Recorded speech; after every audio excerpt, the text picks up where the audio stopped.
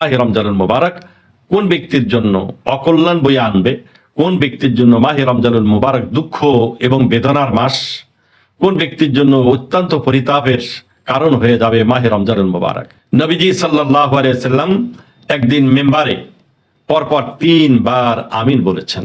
সাহাবায়ে কেরাম পরবর্তীতে জিজ্ঞাসা করলেন যে, ইয়া রাসূলুল্লাহ, আজকে আপনাকে এই জাতীয় এমন একটি কথা বলতে শুনেছি যা ইতিপূর্বে শুনি নাই। বললেন, কি শুনেছো? বললেন যে, ইয়া রাসূলুল্লাহ, আপনি তো আমিন উচ্চারণ করেছেন, 3 বার আমিন বলেছেন। বললেন যে, দেখো, আমার কাছে জিবরাইল ফেরেশতা এসে বদদোয়া করে গেছে 3 ব্যক্তির ব্যাপারে, আর জিবরাইল ফেরেশতার এই বদদোয়ার সাথে আমি আমিন বলেছি, এই বদদোয়া কবুল হয়ে গেছে।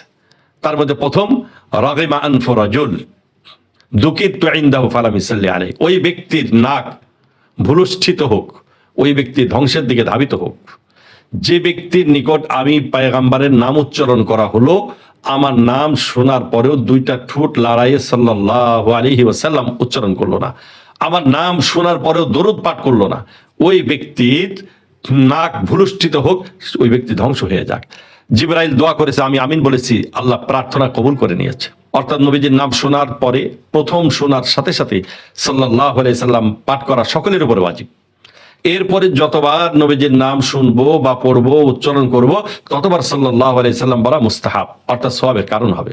নাম্বার 2, ওয়া রাগিমা আনফু রাজুলিন দাখালা আলাইহি শাহরু রমাদান সুম্মান সালাখা ফালাম ইগফার লাহ।